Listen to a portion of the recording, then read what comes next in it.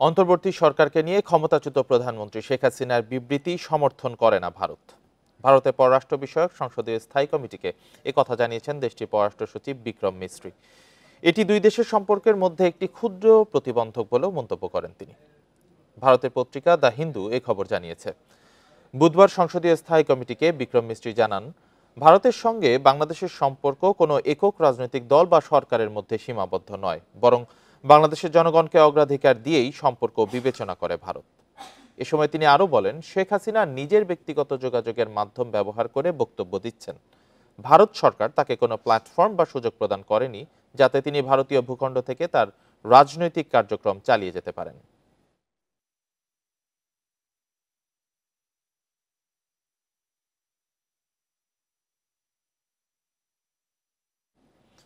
বিদ্বেষমূলক বক্তব্য প্রচারে ভারত সরকার শেখ হাসিনাকে বাধা দেবে বলে আশা প্রকাশ করেছেন স্থানীয় সরকার উপদেষ্টা। ভারতের পররাষ্ট্র সচিবের ঢাকা সফরের মধ্য দিয়ে দুদেশের সম্পর্কের নতুন যাত্রা শুরু হয়েছে বলে মন্তব্য করেছেন পরিবেশ উপদেষ্টা। বৃহস্পতিবার সচিবালয়ে এসব কথা জানান তারা। ৫ আগস্ট পরবর্তী ভারত বাংলাদেশ উত্তেজনা নিরসনে ৯ ডিসেম্বর ঢাকা সফর করেন ভারতের পররাষ্ট্র সচিব। এর মধ্য দিয়ে দুই দেশের সম্পর্কের মেঘ সরে যাবে বলে জানানো হয়েছিল বাংলাদেশ সরকারের পক্ষ থেকে। বৃহস্পতিবার সচিবালয়ে এক প্রশ্নের জবাবে স্থানীয় সরকার উপদেষ্টা জানান, বিদ্বেষমূলক বক্তব্য প্রচারে শেখ হাসিনাকে বাধা দেবে ভারত সরকার। এছাড়াও বন্দি বিনিময় চুক্তির আওতায় শেখ হাসিনাকে ফেরত দেবে বলে আশা তার। আমরা আশা করি যে এই ধরনের কোনো বিদ্বেষমূলক বক্তব্য প্রচারে ভারত তাকে বাধা দেবে এবং যথাসময়ে বাংলাদেশের সাথে ভারতের যে বন্দি বিনিময় ট্রিটি আছে সেই ট্রিটি অনুযায়ী তাকে বাংলাদেশে ফেরত দেওয়া হবে। বন ও পরিবেশ উপদেষ্টা জানান, ভারতের পররাষ্ট্র সচিবের সফরের মধ্য দিয়ে ঢাকা দিল্লি সম্পর্কের নতুন যাত্রার প্রক্রিয়া শুরু হয়েছে। ভারতও চাইবে সম্পর্ক স্বাভাবিক হোক, আমরাও চাইব সম্পর্ক স্বাভাবিক। ভারতের সাথে তাদের যে পররাষ্ট্র সচিব এসেছিলেন সেখানে সম্পর্কটা পুনর্মূল্যায়নের এবং নতুন করে যাত্রা শুরুর একটা প্রক্রিয়া শুরু হয়েছে। বায়ু দূষণ নিয়ন্ত্রণে টাস্কফোর্স গঠন করা হবে, যারা বর্ষা মৌসুম পর্যন্ত কাজ করবে বলে জানান পরিবেশ উপদেষ্টা। Hasib Mahmud Shah, independent news, Dhaka. ভারত থেকে শেখ হাসিনাকে ফেরানোর বিষয়টি আন্তঃমন্ত্রণালয় ও রাজনৈতিক সিদ্ধান্ত বলে জানিয়েছেন পররাষ্ট্র সচিব জসিমউদ্দিন। বৃহস্পতিবার বিকেলে পররাষ্ট্র মন্ত্রণালয়ে এক সংবাদ সম্মেলনে এই কথা জানান তিনি। পররাষ্ট্র সচিব আরও জানান, বাংলাদেশের সমুদ্র সীমা থেকে ধরে নিয়ে যাওয়া ৭৯ জেলে নাবিককে ফেরাতে ভারতের সঙ্গে কথা চলছে। এছাড়া মিয়ানমারের সাম্প্রতিক পরিস্থিতির দিকেও নজর রাখছে ঢাকা। সংবাদ সম্মেলনে জানানো হয়, ১৪ থেকে ১৭ ডিসেম্বর বাংলাদেশ সফর করবেন তিমুর লেস্তের প্রেসিডেন্ট হোসে রামোস হোর্তা। সে সময় একটি দ্বিপাক্ষিক ও একটি সমঝোতা চুক্তি হতে পারে।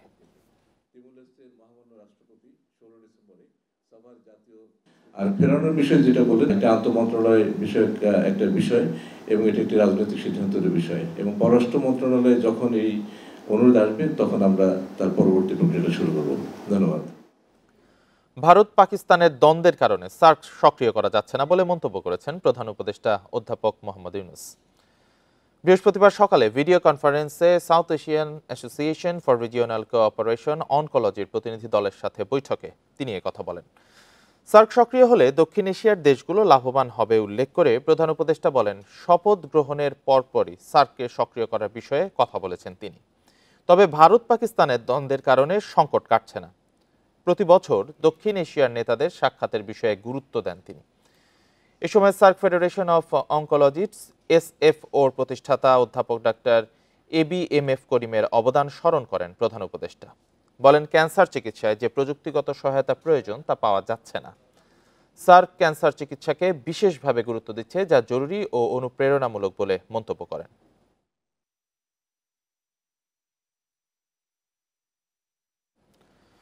রাজনৈতিক দলগুলো অন্তর্বর্তী সরকারকে ব্যর্থ প্রমাণের চেষ্টা করছে, এ ধরনের বক্তব্য সম্পূর্ণ রাজনীতি বিরোধী বলে মন্তব্য করেছেন বিএনপি মহাসচিব মির্জা ফখরুল ইসলাম আলমগীর।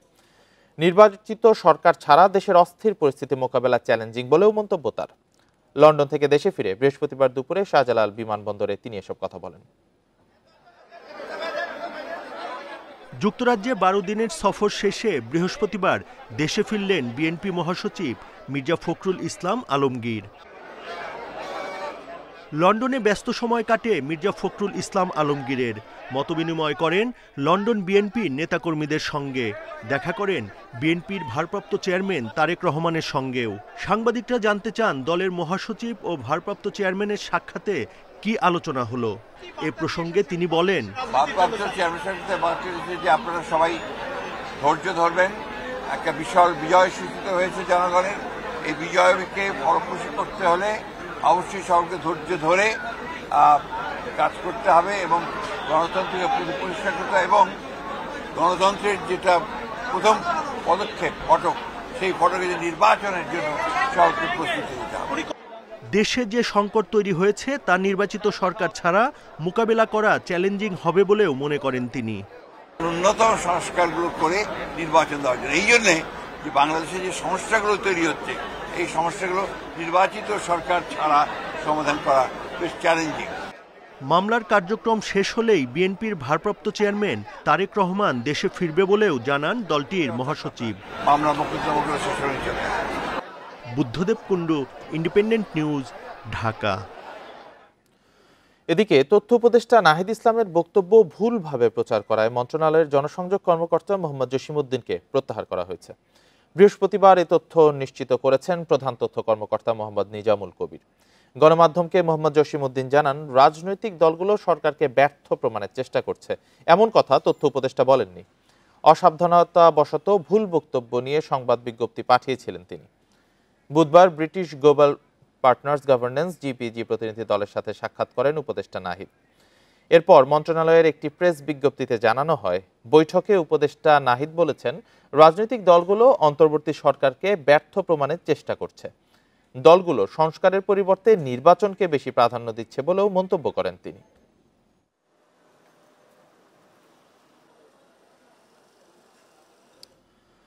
শ্রেণী বৈষম্যহীন একটি দেশ গড়ে তুলতে 1971 সালে যুদ্ধ করেছিলেন বীর মুক্তিযোদ্ধারা, প্রাণ দেন 30 লাখ শহীদ। অথচ বিগত 15 বছরের শাসন আমলে মুখে মুক্তিযুদ্ধের কথা বলে ভোটাধিকার হরণ, মানবাধিকার লঙ্ঘন, অর্থনৈতিক লুটপাট চালানো হয়। মুক্তিযোদ্ধারা বলছেন, গত 3 মেয়াদে আওয়ামী লীগ ছিল মুক্তিযুদ্ধের চেতনার উল্টো পথে। 1971 সালে পাক বাহিনীর বিরুদ্ধে লড়াই করে দেশ স্বাধীন করেন বীর মুক্তিযোদ্ধারা। 30 লাখ শহীদের রক্তের বিনিময়ে অর্জিত হয় এই বিজয়। এত বছরেও প্রতিফলন দেখা যায়নি মুক্তিযুদ্ধের চেতনার। 71-এর রণাঙ্গনের সম্মুখ সারির যোদ্ধা সালেহ আহমেদ যুদ্ধ করেছেন 2 নম্বর সেক্টরে, ছিলেন ফেনী জেলার কমান্ডার। গত 15 বছরে পতিত হাসিনা সরকার মুক্তিযুদ্ধকে কেবল বিক্রি করেছে, চেতনার কথা বলে লুটপাট করে মুক্তিযুদ্ধকে করেছে অপমানিত। তারা কিভাবে মুক্তিযোদ্ধা বানাইয়া টাকা পয়সা কামাবে, মুক্তিযোদ্ধা বিক্রি করে টাকা পয়সা কামাবে, এটা ছিল তাদের লুটপাট। যেভাবে যেই পেরেছে মুক্তিযোদ্ধা, অনেক মুক্তিযোদ্ধা এমপি আছে যারা মুক্তিযুদ্ধ চেহারা দেখে নেই। মুক্তিযোদ্ধারা বলছেন, মুক্তিযুদ্ধের ইতিহাসকে বিকৃত করে এককেন্দ্রীকরণ করা হয়েছে। ইতিহাসে যার যা প্রাপ্য সম্মান তার কিছুই দেয়নি আওয়ামী লীগ। এটা তো আমি মনে করি মুক্তিযুদ্ধের চেতনাকে বাণিজ্য হিসেবে নিয়ে অমুক্তিযোদ্ধা বানাইয়া আমাদেরকে মান সম্মান ডুবিয়ে ফেলছে, সব কিছু। আর টাকাও রোজগার করছে, কোটি কোটি টাকা। তরুণ প্রজন্ম বলছে, শ্রেণী বৈষম্যহীন সমাজ গড়ে তোলাই ছিল মুক্তিযুদ্ধের চেতনা। অথচ বিগত 15 বছরে এই বৈষম্য কেবল বেড়েছে।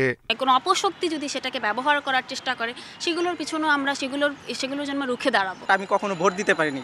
ইভেন আমি আমার এলাকার একটা ছোট্ট নির্বাচন, ইউপি সদস্য নির্বাচন, সেখানে যে শুনি যে আমার ভোট হয়ে গেছে। মুক্তিযুদ্ধের চেতনাকে ধারণ করেই 24-এর গণ অভ্যুত্থান হয়েছে।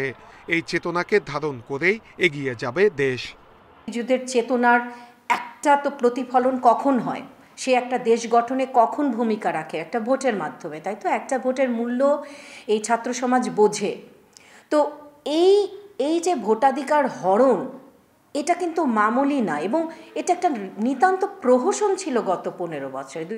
মুক্তিযুদ্ধের সঠিক ইতিহাস পাঠ্য বইয়ে যুক্ত করা হোক, দেশ থেকে বন্ধ হোক সব ধরনের অপতৎপরতা। ধর্ম বর্ণ নির্বিশেষে সবার জন্য এই দেশ নিরাপদ হবে, এমনটাই চাওয়া মুক্তিযোদ্ধাদের। নূরে আলম, ইন্ডিপেন্ডেন্ট নিউজ, ঢাকা। আওয়ামী লীগ সরকারের সাবেক মন্ত্রী ডক্টর দীপু মনি ও সাবেক চেয়ারম্যান সেলিম খানের বিরুদ্ধে চাঁদপুর বিজ্ঞান ও প্রযুক্তি বিশ্ববিদ্যালয়ের ভূমি অধিগ্রহণের নামে ৬২ একর জমি দখলের অভিযোগ উঠেছে। স্থানীয়দের অভিযোগ, ক্ষমতার অপব্যবহার করে এসব জমি দখলে নেয় তারা। যদিও ভূমি মন্ত্রণালয় প্রকল্পটি বাতিল করলেও প্রকাশ্যে আসেনি প্রজ্ঞাপন। ২০২০ সালে চাঁদপুর বিজ্ঞান ও প্রযুক্তি বিশ্ববিদ্যালয়ের স্থায়ী ক্যাম্পাসের বিল পাশ হয়। এরপর ভূমি অধিগ্রহণের নামে শত কোটি টাকা আত্মসাৎ চেষ্টার অভিযোগ ওঠে তৎকালীন শিক্ষামন্ত্রী ডাক্তার দীপু মনি ও তার আশীর্বাদ পুষ্ট লক্ষ্মীপুর মডেল ইউনিয়নের চেয়ারম্যান সেলিম খানের বিরুদ্ধে। ভূমি অধিগ্রহণের আগেই ৬২ একর জমি স্বাভাবিকের চেয়ে ২০ গুণ বেশি দাম দেখিয়ে সরকারের ৩৫৯ কোটি টাকা হাতিয়ে নেওয়ার চেষ্টা করেন তারা। স্থানীয়দের অভিযোগ, ভয়ভীতি দেখিয়ে নামমাত্র মূল্যে এসব জমি নিজের করে নেয় চেয়ারম্যান সেলিম খান। এখানে অনেকের টাকা দিয়েছে, অনেকের টাকা দেয়নি, বরং আমাদের যে সম্পত্তি নিচে দৌদ্যবস্তি নিচে, যেহেতু আমরা এটা বিরোধী দল করছি, এ কারণে আমাদের জায়গা সম্পত্তি দূর করে নিচ্ছে, আমাদের জায়গা রেস্ট্রি করতে বাধ্য হয়েছি। আমাদের এই জায়গা সম্পদের একটা সমাধানের দরকার আছে, এই সমাধানটা কে করতে পারে, আমরা তার কাছে এই সমাধান চাই। এই ঘটনা গণমাধ্যমে এলে প্রভাবশালী নেতাদের দুর্নীতির কারণে অধিগ্রহণ বন্ধ করে প্রজ্ঞাপন জারি করে ভূমি মন্ত্রণালয়। তবে অজানা কারণে তা প্রকাশ করা হয়নি। বিগত সরকারের আমলে আইনের সুশাসন ছিল না বলেই তারা ক্ষমতার অপব্যবহার করেছে বলে মনে করছে সুশীল সমাজ। এই সমস্ত দুর্নীতিবাজদের বিরুদ্ধে আইনগত ব্যবস্থা নেওয়া উচিত এবং প্রতিকার নেওয়া উচিত, এবং সেখানে যেহেতু সাধারণ মানুষের অনেকের জমি তার প্রকৃত দাম পায় নাই, সেই ক্ষতিগ্রস্ত হয়েছে, তাদেরকে যাতে তাদের টাকা পয়সা পরিশোধ করা হয়। দুর্নীতি অনিয়মের যথেষ্ট প্রমাণ ছিল বলেই প্রকল্প বাতিল করা হয়েছিল বলে জানিয়েছেন জেলা প্রশাসক। আমরা গেজেট পাঠিয়ে দিয়েছি মন্ত্রণালয়ে, হয়তো মিডিয়া কোনোভাবে জানতে পারে নাই, কিন্তু এতে আমাদের এখানে কোনো ধরনের অন্য উদ্দেশ্য নেই আর কি। আমরা আমাদের মতো আমরা সরকারকে জানিয়ে দিয়েছি যে এটা বাতিল করলাম। গত ৫ আগস্ট আওয়ামী লীগ সরকারের পতনের পর গণপিটুনিতে মারা যান সেলিম খান ও তার পুত্র শান্ত খান। এদিকে একাধিক হত্যা মামলায় কারাগারে রয়েছেন সাবেক মন্ত্রী doctor Dipu Moni. Independent news. অবৈধ সম্পদ অর্জনের অভিযোগে সাবেক স্বাস্থ্যমন্ত্রী জাহিদ মালেক, সাবেক ডাক টেলিযোগাযোগ ও তথ্য প্রযুক্তি প্রতিমন্ত্রী জুনায়েদ আহমেদ পলক এবং সাবেক বস্ত্র ও পাট প্রতিমন্ত্রী মির্জা আজমের বিরুদ্ধে মামলা করেছে দুদক। এছাড়া তাদের পরিবারের সদস্যদের বিরুদ্ধে আরও ৩টি মামলা করা হয়েছে। ৩ মন্ত্রী ও তাদের স্ত্রী সন্তান সহ ৬ জনের অন্তত ১৫৫ কোটি ৫৬ লাখ টাকার অবৈধ সম্পদ রয়েছে জানায় দুদক। ৫ আগস্ট রাজনৈতিক পট পরিবর্তনের পর আওয়ামী লীগ সরকারের এমপি মন্ত্রী সহ প্রায় ১০০ জনের বিরুদ্ধে দুর্নীতির অনুসন্ধানে নামে দুদক।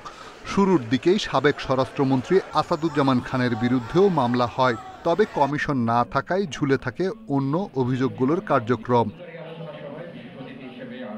১১ ডিসেম্বর নতুন কমিশন দায়িত্ব নেওয়ার পরের দিনই সাবেক ৩ মন্ত্রী ও প্রত্যেকের পরিবারের সদস্যদের বিরুদ্ধে মামলা দায়ের করা হয়।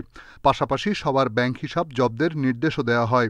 সাবেক স্বাস্থ্যমন্ত্রী এবং সাবেক টেলিযোগাযোগ প্রতিমন্ত্রী এবং মির্জা আজম সাবেক সংসদ সদস্য ৩ জনের বিরুদ্ধে এবং তাদের পরিবারের সদস্য সহ সবার বিরুদ্ধে মোট ৬টি মামলা রুজুর সিদ্ধান্ত গৃহীত হয়েছে।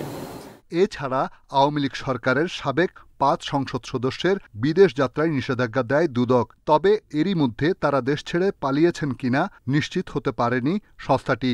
অনুসন্ধান এবং তদন্তের কার্যক্রম অব্যাহত থাকবে এবং আমরা যত দ্রুত সম্ভব কমিশন যেভাবে আপনাদেরকে প্রতিশ্রুতি দিয়েছে এবং আপনাদের সাথে এবং তথা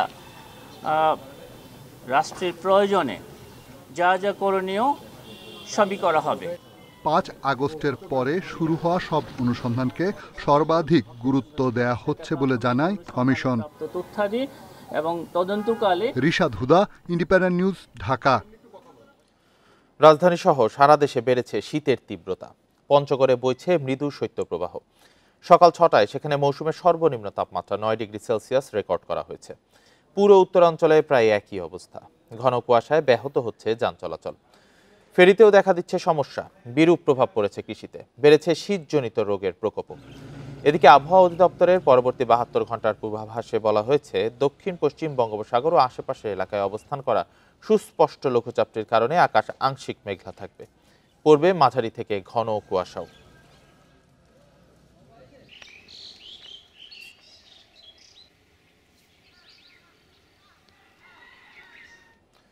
শীত পরিস্থিতি নিয়ে আরো জানাতে পঞ্চগড় ও মেহেরপুর থেকে যুক্ত হয়েছেন সহকর্মীরা। শুরুতেই পঞ্চগড় থেকে জানাবেন সহকর্মী শফিকুল আলম।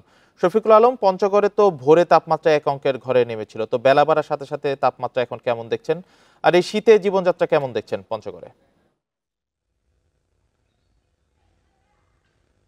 জি, পঞ্চগড় আসলে শীত প্রবণ এলাকা হিসেবেই পরিচিত। আমরা দেখি প্রতি বছর কিন্তু আগে ভাগেই পঞ্চগড়ে শীত পড়ে যায় এবং পঞ্চগড়ে অন্যান্য জেলার তুলনায় কিন্তু শীত দীর্ঘস্থায়ী হয়। আমরা এবারও তাই দেখছি, দিন যত যাচ্ছে শীত কিন্তু বাড়ছে, অর্থাৎ সর্বনিম্ন তাপমাত্রা কমছে। আজকে সকাল 9টায় এই গত 24 ঘন্টার ব্যবধানে কিন্তু সর্বনিম্ন তাপমাত্রা 12 থেকে 9 নেমেছিল।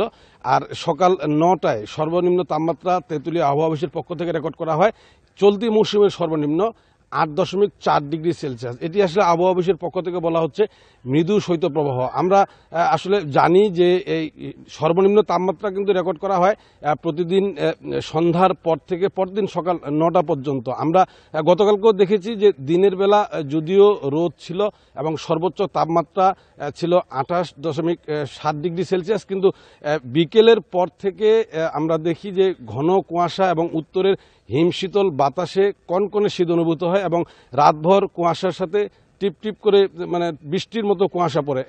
সকাল 9টা পর্যন্ত আমরা সেই কুয়াশা দেখতে পেয়েছি। এখন যদিও সূর্যের মুখ দেখা গেছে, চারদিকের রোদ ছড়িয়ে পড়েছে, কিন্তু সকাল 8টা-9টা পর্যন্ত কিন্তু ঘন কুয়াশা ছিল এবং হিমশীতল বাতাস ছিল। এই বাতাসের কারণেই কিন্তু মৃদু শৈত্যপ্রবাহ বলছে আবহাওয়া অফিস। আর এই শীতের কারণে আসলে আমরা প্রতি বছর দেখি যে পঞ্চগড়ে দুস্থ এবং খেটে খাওয়া মানুষের সীমাহীন দুর্ভোগ থাকে। এবারও আমরা এর ব্যতিক্রম দেখছি না। প্রতিদিন সকাল বেলা যারা কাজে যোগ দেয় তাদের আসলে সীমাহীন দুর্ভোগ, বিশেষ করে রিক্সা এবং ভ্যান চালকদের কিন্তু আয় কমে গেছে দৈনন্দিন। এই ছিল শীত পরিস্থিতি নিয়ে পঞ্চগড় থেকে সর্বশেষ। ধন্যবাদ শফিকুল আলম, আপনি সাথেই থাকবেন। এবার মেহেরপুর থেকে শীত পরিস্থিতি নিয়ে জানাবেন রাজিবুল হক। রাজিবুল হক, মেহেরপুরে আজকে সর্বনিম্ন তাপমাত্রা কত রেকর্ড করা হয়েছে, সার্বিক আবহাওয়া পরিস্থিতি নিয়ে জানাবেন।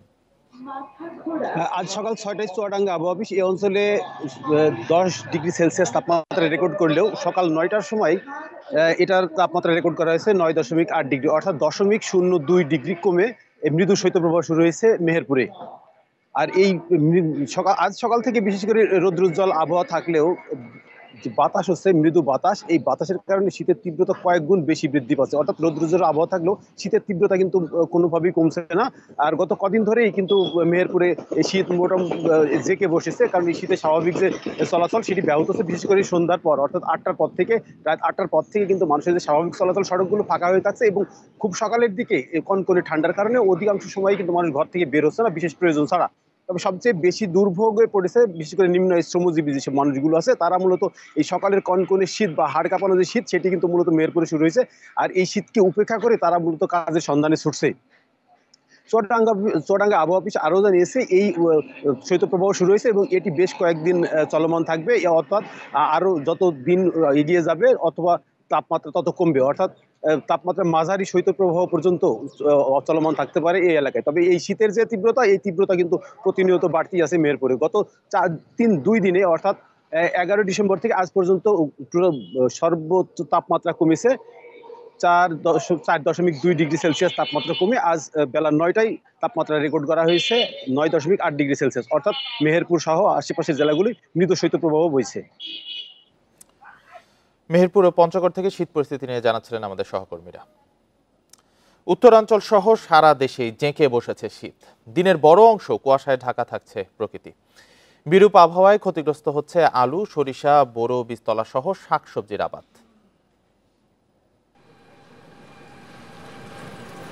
দিনের অনেকটা বেলা ঘন কুয়াশায় ঢাকা থাকছে উত্তরের জেলা রংপুর। দুপুরের দিকে হালকা রোদ উঠলেও বিকেল হতে না হতেই আবারও কুয়াশায় ঢেকে যায় প্রকৃতি। সন্ধ্যায় বাড়ে ঠান্ডা বাতাস। উত্তরাঞ্চলের অন্যান্য জেলাগুলোতেও জেঁকে বসেছে শীত। কুয়াশার কারণে আমরা বাড়াইতে পারতেছি না, ভাড়া মারতে পারতেছে না, আমাদের খুব সমস্যা হতেছে। বা যাদের সচ্ছল অবস্থা তারা যদি এই সময় গরিব মানুষকে কম্বল বিতরণ করে বা তাদেরকে শীতবস্ত্র সাহায্য করে তাহলে গরিব মানুষদের বেশ উপকার হতো। গত বছরের তুলনায় এবার শীত বেশি পড়ার আশঙ্কা দেখছেন আবহাওয়াবিদরা। ডিসেম্বরের শেষ ভাগ থেকে জানুয়ারির মাঝামাঝি পর্যন্ত বয়ে যেতে পারে বেশ কয়েকটি শৈত্যপ্রবাহ। এই রিজনটাতে অর্থাৎ উত্তরবঙ্গের কোথায় কোথাও দেখবেন সন্ধ্যার পর থেকে মোটামুটি শুরু করে ভোর রাত পর্যন্ত, সকাল পর্যন্ত কোথায় কোথায় মাঝারি, কোথায় কোথায় ঘন ধরনের কুয়াশা পরিলক্ষিত হচ্ছে এবং এটা জানুয়ারি মাস পর্যন্ত কন্টিনিউ করবে। শেরপুরে বন্যায় ক্ষতিগ্রস্তদের অনেককে এখনো থাকতে হচ্ছে ঝুপড়ি ঘরে। শীতের প্রকোপ বাড়ার সঙ্গে বাড়ছে তাদের কষ্ট। এতদিন তো গরম দিন আছিল, অনেক কষ্ট করেই এমনি ঘর বাড়ি ছাড়াই থাকলাম, তো শীতের দিন আইতাছে, সবারই ঠান্ডা জ্বর ধরছে। নওগাঁয় শীতের তীব্রতা বাড়ার প্রভাব পড়েছে কৃষিতে। ঘন কুয়াশার কারণে আলু, সরিষা, বড় বীজতলা সহ বিভিন্ন শাকসবজির আবাদ ক্ষতিগ্রস্ত হচ্ছে। আগাম ছত্রাকনাশক স্প্রে এবং বড় চারাতে পলিথিন দিয়ে ঢেকে দেওয়া এবং সকালে পানি দিয়ে বিকেল বেলায় বের করে দেওয়ার পরামর্শগুলো আমরা দিচ্ছি। শীত বাড়তে থাকায় ভোগান্তিতে পড়েছেন খেটে খাওয়া মানুষ। সকাল সকাল ঘর থেকে বের হওয়া ও কাজ পাওয়ার কষ্ট হয়ে গেছে অনেকের জন্য। Tanzil Hasnat, independent news. বন্যার কারণে ক্ষতিগ্রস্ত হলেও আমনের বাম্পার ফলনে চট্টগ্রামে হাসি ফুটেছে কৃষকের মুখে। কৃষি বিভাগ জানিয়েছে, পানির ক্ষেত নষ্ট হওয়ায় এবছর প্রায় 6,500 হেক্টর জমিতে আমন ধান রোপণ করা যায়নি। এরপরও উফশি বীজ চাষে সফলতা পেয়েছে কৃষকেরা। এদিকে খরচ তুলতে সরকারি ধানের দাম বাড়ানোর দাবি কৃষকদের। যতদূর চোখ যায় পাকা ধানের সোনালী আভা, হেমন্তের বাতাসে ভাসছে সেই ধানের সুঘ্রাণ। মাঠ জুড়ে ব্যস্ত কৃষকের মুখে সুখের হাসি, এ যেন এক উৎসবের জনপদ। এবার মৌসুমের শুরুতে বন্যায় চট্টগ্রামের 16 উপজেলার সবখানেই কম বেশি ক্ষতি হয়েছে আমনের। সবচেয়ে বেশি ক্ষতির মুখে পড়েছে উত্তর চট্টগ্রামের ফটিকছড়ি, মিরসরাই, হাটাজারি এবং দক্ষিণের সাতকানিয়া ও লোহাগাড়া উপজেলা। জেলায় চলতি মৌসুমে 1,80,000 হেক্টর জমিতে আমন চাষের লক্ষ্যমাত্রা থাকলেও বন্যার কারণে ধান রোপণ করা গেছে প্রায় 1,73,500 হেক্টরে। কিন্তু বাম্পার ফলনে কৃষকেরা ভুলেছে বন্যার ক্ষত। এত ধান হয়েছে পানির বাপনে 20টা অভাবে নেই। ধান যেটা লাগাইছে 49, ওইটা তো ফলন ভালো দেখা যাচ্ছে। একটা আছে 51 ধান, 51 ওইটাও মোটামুটি। এবছর চট্টগ্রামে আমন থেকে চাল উৎপাদনের লক্ষ্যমাত্রা নির্ধারণ করা হয়েছে 5,10,272 মেট্রিক টন। চাষাবাদ কমে যাওয়ায় এই লক্ষ্য অর্জন চ্যালেঞ্জের মুখে পড়েছে। ইতোমধ্যে মাঠ থেকে প্রায় 60 ভাগ ধান কাটা হয়েছে। ডিসেম্বরের শেষ নাগাদ পুরো ফসল ঘরে উঠলে পরিস্থিতি বোঝা যাবে বলে জানিয়েছে কৃষি বিভাগ। মাঠে ফসলের অবস্থা খুবই ভালো। তো আমরা আশাবাদী যে আমাদের যে বন্যায় যে অতিরিক্ত ক্ষয়ক্ষতিটা হয়েছে চট্টগ্রামের মেনলি 3টে উপজেলা সহ সীতাকুণ্ড, মিরসরাই এবং ফটিকছড়ি সহ অন্যান্য টোটাল 15টা উপজেলায় কম বেশি ক্ষতিগ্রস্ত হয়েছে। তো এটা আমরা আশা করি ক্ষতিটা কাটিয়ে উঠতে পারবো। কৃষি বিভাগ বলছে, যেসব জমিতে ধান চাষ করা যায়নি সেখানে আগাম জাতের সবজি চাষে কৃষকদের সহযোগিতা করেছে সরকার। এতে চাষিদের মোট ক্ষতি কমে আসবে বলে মনে করছে তারা। অনুপম শীল, ইন্ডিপেন্ডেন্ট নিউজ, চট্টগ্রাম। নিত্যপণ্যের বাজারে স্বস্তি ফিরছে না। দাম বাড়ানোর পরে রয়েছে ভোজ্য তেলের সংকট। এ বিষয়ে জানাতে চট্টগ্রাম থেকে যোগ দিচ্ছেন সহকর্মী আহসান রিটন। রিটন, চট্টগ্রামে নিত্যপণ্যের বাজার দর সম্পর্কে জানতে চাই, কোন পণ্যের দাম কমেছে বা বেড়েছে কিনা, আর ভোজ্য তেলের যে সংকট ছিল সেটি কেমন রয়েছে? দেখুন, এই মুহূর্তে আমরা আছি চট্টগ্রাম কাজীরদেউরি বাজার। আপনি ঠিক আমার পেছনটাই দেখতে পাচ্ছেন, যেখানে আসলে সারি সারিভাবে নানা রকমের সবজি সাজানো রয়েছে। পাশাপাশি অন্যান্য দোকানগুলোতে মাছ, মাংস এবং মুরগির ডিম সহ নানা পণ্য এখানে সাজানো আছে। আমরা আসলে যেটি দেখছি সেটি হচ্ছে গত সপ্তাহের তুলনায় শীতকালের যে সমস্ত সবজিগুলো রয়েছে সেগুলো এখন ক্রমশ কমতির দিকে। আমরা দেখছি যে গত সপ্তাহের তুলনায় অনেক সবজি একেবারে 10 থেকে 20 টাকা পর্যন্ত কমেছে। এক্ষেত্রে আসলে যারা বিক্রেতা রয়েছেন তারা যেটি বলছে সেটি হচ্ছে মাঝখানে বৃষ্টিসহ নানা ঝামেলা ছিল, যে কারণে ফসলের ক্ষতি হয়েছিল। কিন্তু টানা 1.5 থেকে 2 মাস ধরে বৃষ্টি না হওয়ার কারণে এবং আবহাওয়া অনুকূলে থাকায় সবজির যে ফলন সেটি আসলে বেশ বেড়েছে এবং সেই কারণে দেশের নানা জায়গা থেকে এখানে সবজি আসা শুরু করেছে এবং সেই একই কারণে সবজির দাম এখন একেবারেই নাগালের মধ্যে। তবে আমরা যেটি দেখছি সেটা হচ্ছে মুরগির দাম কিছুটা বেড়েছে। আমরা দেখছি দেশি মুরগি গত সপ্তাহে বিক্রি হয়েছিল 210 থেকে 220 টাকা, সেটি এই সপ্তাহ 30 টাকা বেড়ে সেটি এখন বিক্রি হচ্ছে 550 টাকা। ব্রয়লার মুরগি গত সপ্তাহে 170 টাকা দেখছিলাম, সেটি এখন 180 থেকে 90 টাকা ক্ষেত্র বিশেষ বিক্রি হচ্ছে। অর্থাৎ মুরগির দাম বেড়েছে। বেড়েছে, এক্ষেত্রে আসলে নানা রকম যুক্তি তারা দেখাচ্ছেন। কেউ কেউ বলছেন যে আসলে ক্রমাগত লোকসানের ফলে অনেক খামারি তাদের যে ব্যবসা ছিল সেটি খামার ছিল সেটি তারা বন্ধ করে দিয়েছেন এবং যেহেতু খামার কমেছে, চাহিদার তুলনায় আসলে খামারিরা মুরগি সরবরাহ করতে পারছেন এবং সেই কারণে প্রতি সপ্তাহে আসলে ব্রয়লার মুরগি এবং সোনালী মুরগির দাম কিছুটা তারতম্য হচ্ছে। দেশি মুরগি যেহেতু চাষ খুব মানুষের বাসাবাড়িতে যেহেতু চাষ করা হয় না, সঙ্গত কারণে এটির এক ধরনের সংকট রয়েছে এবং সেই কারণে দাম বাড়তি। এছাড়া আমরা যদি ডিমের কথা বলি, ডিমের দাম আমরা দেখেছিলাম যে গত সপ্তাহে যে 145 টাকা বিক্রি হয়েছিল, এই সপ্তাহ ঠিক একইভাবে আছে।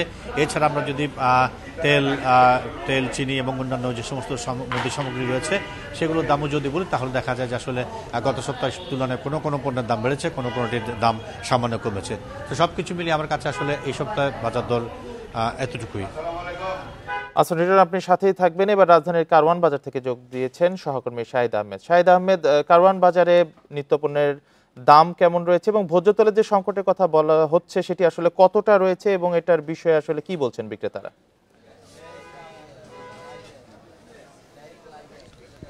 রাকিব, আপনার সাথে কথা বলার আগে প্রথমে আমি বাজারের চিত্রটা যদি একটু দেখাই। সাপ্তাহিক শুক্রবার অর্থাৎ ছুটির দিনে যেহেতু এখন শীতের প্রকোপ একটু বাড়তে শুরু করেছে, ক্রেতা সমাগম আস্তে আস্তে বাড়ছে। তবে ক্রেতা সমাগম বাড়লেও কিন্তু আসলে ক্রেতাদের দুশ্চিন্তা কিন্তু একই সাথে বাড়ছে। এই দুশ্চিন্তার কারণটা হচ্ছে ভোজ্য তেল নিয়ে। এখানে উল্লেখ করা ভালো যে গত সোমবারে বাণিজ্য মন্ত্রণালয় কিন্তু প্রতি লিটার সয়াবিন তেলের দাম 8 টাকা বৃদ্ধি করেছিল। তার আগে থেকেই আমরা দেখেছিলাম প্রায় 2-3 সপ্তাহ ধরে বাজারে ভোজ্য তেলের যে সংকট ছিল সেটা কিন্তু এখনও কাটেনি। দাম বাড়িয়ে তাদের দাবি ছিল আন্তর্জাতিক বাজারে দাম বৃদ্ধির জন্য দেশের দামে সমন্বয় করা, এবং সরকার থেকে সেটা করলো। সেটা কিন্তু এখনও কোনো কার্যকর ভূমিকা রাখতে পারছে না বাজারে। এখানে রাজধানীর কারওয়ান বাজারে বেশ কয়েকটি দোকানের ব্যবসায়ীদের সাথে কথা বলেছি, তারা বলছে হাতে গোনা 1টি থেকে 2টি ব্র্যান্ডেড তেল বাজারে পাওয়া যাচ্ছে। এছাড়া বেশিরভাগ কোম্পানি কিন্তু তাদের সরবরাহটা এখনও স্বাভাবিক করে না। কবে নাগাদ স্বাভাবিক হবে তারা বলছে যে আরও 2-3 দিন লাগবে।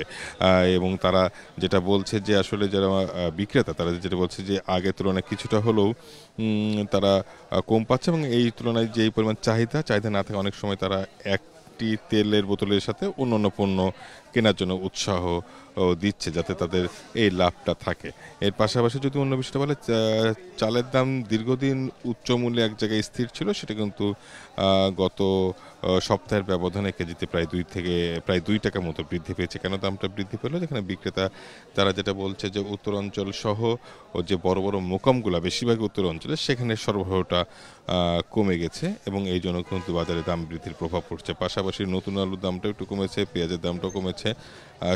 বেশিরভাগ সবজি যেহেতু এখনও পুরোপুরি মৌসুম শুরু হয়ে গেছে, শীতকালীন সবজি সরবরাহটা ভালো বাজারে, যার দরুন দামটাও কিন্তু কমেছে। এর পাশাপাশি ডিমের ডজনও কিন্তু বিক্রি হচ্ছে 135 থেকে 150 টাকা ডজনে। ব্রয়লার মুরগি প্রায় 200 টাকা অর্থাৎ 190 থেকে 200 টাকা কেজি দরে বিক্রি হচ্ছে। যদি এক কথা আপনাকে বলা হয়, সব কিছু মিলিয়ে বাজারে ক্রেতাদের মূল যে আতঙ্ক বা মূল যে দুশ্চিন্তার বিষয় সেটা হচ্ছে ভোজ্য তেলের বিষয়। এবং আর বলা যায় যে প্রায় 3-4 মাস পরেই যে পবিত্র রমজান শুরু হবে, সেই রমজান মাসে এই ভোজ্য তেলের সরবরাহটা স্বাভাবিক হবে কিনা বা ওই সময় এই তেলের কোনো সংকট হবে কিনা সেই বিষয়ে কিন্তু একটা দুশ্চিন্তা রয়ে গেছে। যদিও বাণিজ্য মন্ত্রণালয় থেকে বারবার বলা হচ্ছে যে পর্যাপ্ত সরবরাহ রয়েছে এবং রমজানে কোনো সমস্যা হবে না, কিন্তু সেই সরকারি বক্তব্য আর বাজারের চিত্র পুরোপুরি ভিন্ন দেখতে পাচ্ছে এই বাজারে এসে। মূলত এই ছিল রাজধানী বাজার পরিস্থিতি থেকে সবশেষ।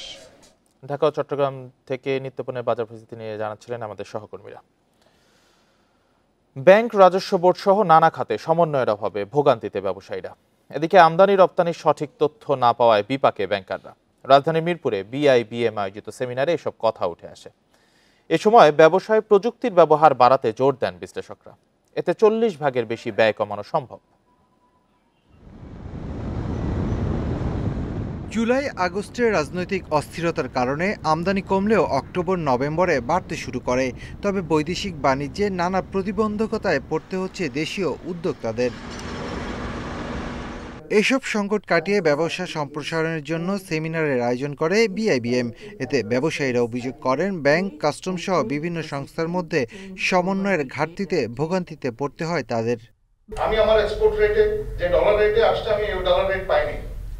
আমি তার চাইতে কমে পেয়েছি এবং আমার ব্যাংক এটা পার্সু করে নিয়েছে। তো আমি কেন শুধু স্যার আমি সেই দায়ভার একা বহন করব? অন্যদিকে অনেক ব্যবসায়ী কর ফাঁকি ও অর্থ পাচারের উদ্দেশ্যে সঠিক তথ্য দেন না, দাবি ব্যাংকারদের। একটা কোম্পানি চিন্তা করতেছে যে আমি আর অপারেশন চালাবো না, আমি এবার মানি লন্ডারিং করে লোকালি বিক্রি করে এই ওয়ার্কারদের স্যালারি ট্যালারি দিয়ে পালাই যাবো। আমি একটা এক্সাম্পল দিচ্ছি। সেও কিন্তু একটা কম দামে একটা কন্ট্রাক্ট নিয়ে নিল, বড় কন্ট্রাক্ট। ব্যবসা ক্ষেত্রে অতিরিক্ত ব্যয় কমাতে প্রযুক্তি দক্ষতা বাড়ানোর ওপর জোর দেন আলোচকরা। ডেভেলপ কান্ট্রি কনটেক্সটে এটা মোর দেন 40% পর্যন্ত কস্ট রিডাকশন করতে পারে। এটা ডেভেলপিং কান্ট্রি বা আমাদের মতো দেশের জন্য ভ্যালিড। সেমিনারে বড় শিল্প প্রতিষ্ঠানের মতো ক্ষুদ্র ও কুটির শিল্পের পণ্য রপ্তানির ক্ষেত্রে সহায়তা বাড়ানোর পরামর্শ দেয়া হয়। Shafil Alam Sujan, independent news, Dhaka.